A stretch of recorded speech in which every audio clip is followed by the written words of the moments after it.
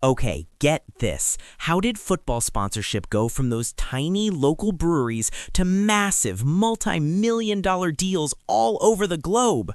Sports marketing whiz Adam is teaming up with Paul Scholes, and they're about to spill all the tea on the biz side of the beautiful game. They're going to reveal who's totally slaying the commercial arms race and why it's actually marketing money, not those pricey tickets, that's the real MVP when it comes to playing by modern football's financial rules.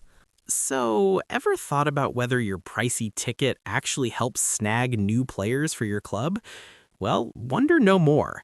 A marketing guru is here to reveal why those sponsorship deals are the real financial game changers. Turns out clubs are dialed in on brands, not just fans, to tackle their money woes. Who knew? But in terms of PSR and stuff, it's not really going to affect it that much. I'm constantly banging on about how football fans, the day's gone where it's fan-funded. You know, we are putting our prices up by £10 is not going to make the difference to a football club. And what you're basically saying is they don't need to. They don't need to. They do because they know they can get away with it. Listen, I'm an Aston Villa fan, and I've seen it over the last year going from was charging £96 for a Champions League ticket through to now I go into that stadium, I still love it, of course I do. It's not the same place. It isn't the same place. That spirit that I know there has been people driven out of the game, and it's so easy for people to sit there and go, oh, well, if you can't afford it, don't go. Are you fucking mad? This game was literally built on the working class. It was built on people that are being driven out of it. So the one way to then drive the revenue, the one way to try and compete with PSR, if you don't want to keep selling all your best players all the time, is to get better at sponsorship, because I don't know about you, but I'd much prefer to make £10 million off a brand giving Aston Villa that money than trying to fund it from fans. Listen up, it's not just about snagging the fattest check. Oh no, there's more. You're about to learn which two Premier League giants are the absolute masters of sponsorship, and for totally different reasons. One's a deal-making powerhouse, while the other, it's like the holy grail of fan engagement. Imagine that. Arsenal. They're absolutely brilliant. Their commercial team, must not be on some big bonuses, because whatever they're doing there, they're doing something really well. However, bringing a deal in and then making sure they stay, that's two different things. So the club they're the holy grail of how to activate a sponsorship and make sure that they don't just renew, but probably want to give the club more money because they give them so much and so much access, is Liverpool.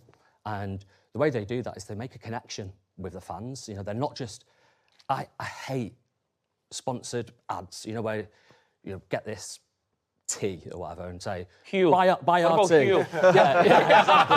I will fuel. Yeah, is like, things like that work for all. Sometimes they'll go viral for all the wrong reasons, and it works unbelievably well for the brand. But the players don't want to do that. They don't. Well, you tell me. You know, when you're at a club and someone's going, will you go and talk to that camera over there and tell people to buy the products, and it looks like you've got a gun to your head? No one's engaging with that content.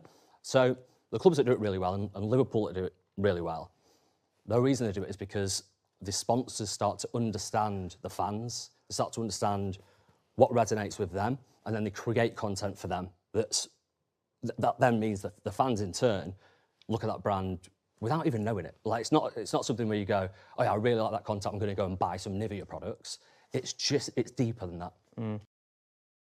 Oh boy, here we go. What happens when global brands totally miss the mark on football culture? You're in for some shocking tales of marketing gone horribly wrong. We're talking about a TV show that, get this, actually digitally altered a banner honoring a club legend. Can you believe it? Our version of that was, you know, the American football owner. What's it called, that show? They've got an American football owner. It's quite a big show. I forget what it's called. Hampton and Richmond is the Ted Lasso. team. Ted Lasso. Sure. And do you know what they did? They filmed at Stamford Bridge. But can you just believe how appalling this is? This kind of, we have a banner up for Ray Wilkins, and they amended the banner. They amended Wilkins' banner to chime with the show. So whatever I don't watch the TV show, but whatever the guy in the show is, they amended the banner that is our sort of devotion and our homage to Ray Wilkins and what he did for Chelsea, both as a player and an assistant manager. And they made that fit with the narrative of this poxy TV show. Who signs that off? Yeah. Ever wonder what it's really like for players getting roped into doing commercials? Well, you're in luck. Man United legend Paul Scholes is here with some hilarious and super cringe-worthy stories from back in his day. We're talking about singing team songs. Yep, and even faking it through a FIFA photo shoot. You can't make this stuff up.